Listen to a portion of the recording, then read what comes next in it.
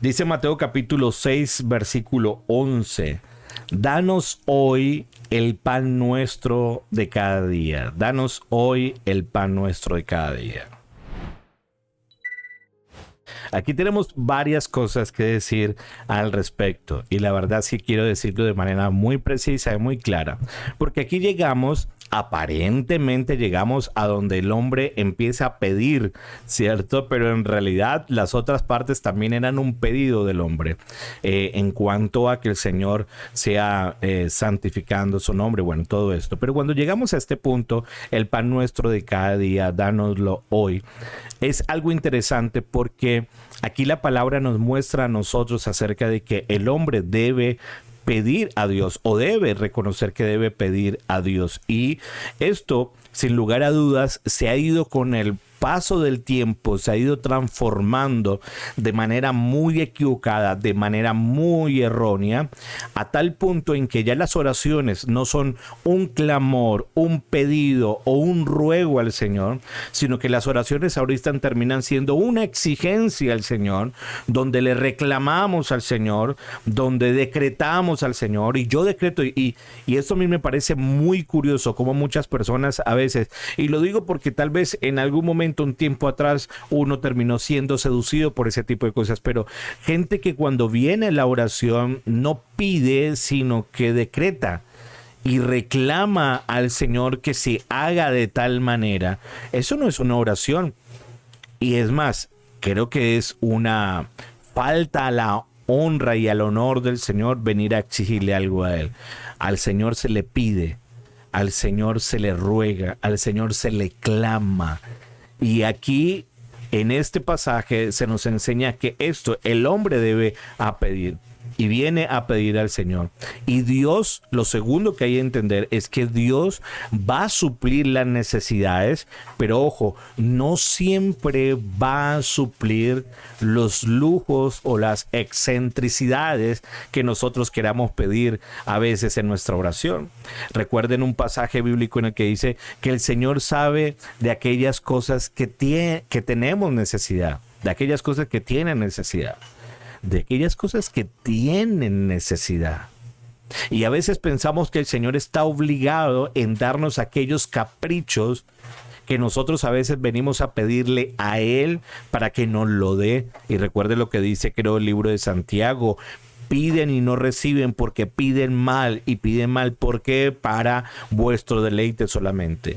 Así que el Señor nos promete a nosotros acá, o por lo menos podemos ver en este fragmento de la oración del Padre Nuestro, que cuando nosotros le pedimos al Señor por el pan, hace referencia a la necesidad básica, No estoy diciendo que Dios no pueda ser generoso y dar en sobreabundancia, claro que lo es, pero la garantía es que el Señor nos va a dar a nosotros el pan. Mire lo curioso que ocurrió con el pueblo de Israel cuando estuvo en el desierto.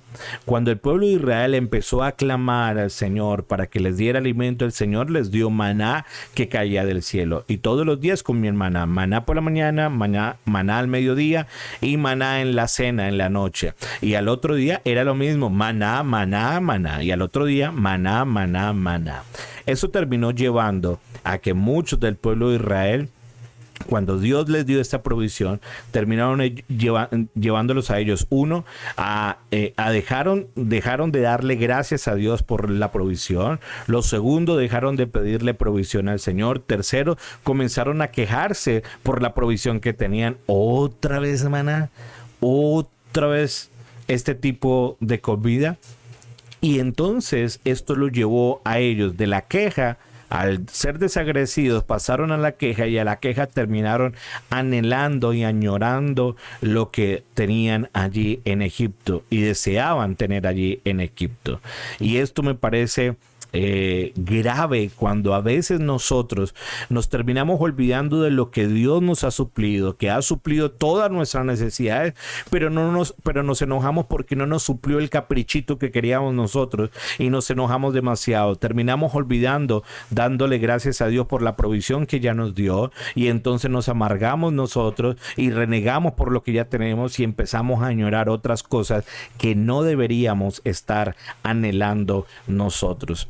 Dice el libro de Números capítulo 11 versículo 18 al 19 lo que pasó cuando ellos renegaron y empezaron a pedir y anhelar comida, anhelar carne más específicamente. Pero dile al pueblo que se santifique para mañana. Ustedes van a comer carne, pues han llorado ante mí y han dicho: ¿cómo quisiéramos que alguien nos diera a comer carne? La verdad, nos iba mejor en Egipto. Así que yo, el Señor, voy a darles a comer carne, y no la comerán un día, ni dos, ni 5, ni 10 o 20 días, sino todo un mes, hasta que les salga por las narices y se harten de comerla. Nótese que aquí expresa evidentemente la ira de Dios por la actitud quejambrosa del hombre, olvidándose de la provisión inicial. Ahora, nótese en lo paradójico que hay aquí. Ellos, mientras usted los veían a ellos ahí pidiendo, ¿cierto?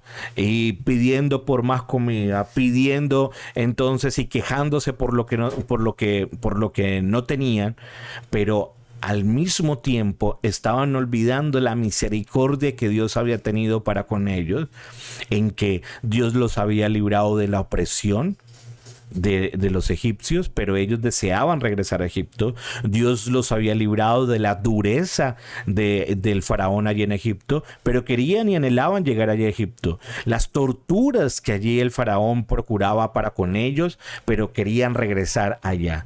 Olvidaron todo el favor de Dios que había hecho para con ellos, para terminar ellos anhelando algo que no había sido dentro del plan de Dios. Y por eso, cuando el Señor hace esta declaración, expresa completamente su ira para con ellos por la forma o la actitud quejambrosa que tenían a la hora de olvidar lo que el Señor ya había hecho para con ellos.